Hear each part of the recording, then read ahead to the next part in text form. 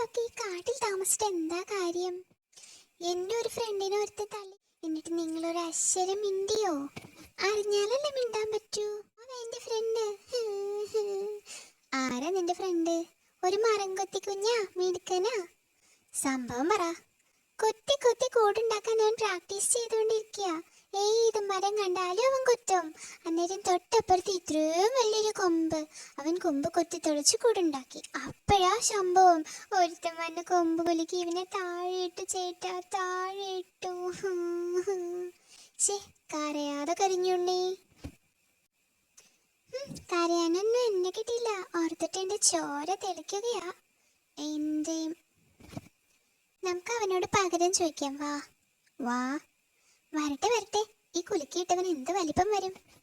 തീരെ കുഞ്ഞാ, ഇത്രയും പൊക്കം കാണും, അത്രേ ഉള്ളൂ. എന്നാ പിന്നെ കുഴപ്പമില്ല. വാ, ചോദിച്ചിട്ട് വരാം. ആരടാ മരം കൊത്തി കുഞ്ഞിനെ തള്ളി താഴിട്ടത്? ദേ അവൻ. ഹമ്പളാ, നില്ലടാ അവിടെ. പറയടാ, മരം കൊത്തി കുഞ്ഞിനെ നീ എന്തിനു തള്ളിയിട്ടു? കൊമ്പ് കൊത്തി കൂടുണ്ടാക്കിയിട്ടാ. മരക്കൊമ്പിൽ കൂടുണ്ടാക്കാൻ മരം കൊത്തിക്ക് അവകാശമുണ്ട്. മരക്കൊമ്പിലല്ല ചേട്ടന്മാരെ, വയസ്സാക്കി എടുക്കണ എന്റെ അപ്പൂപ്പന്റെ കൊമ്പിലാ.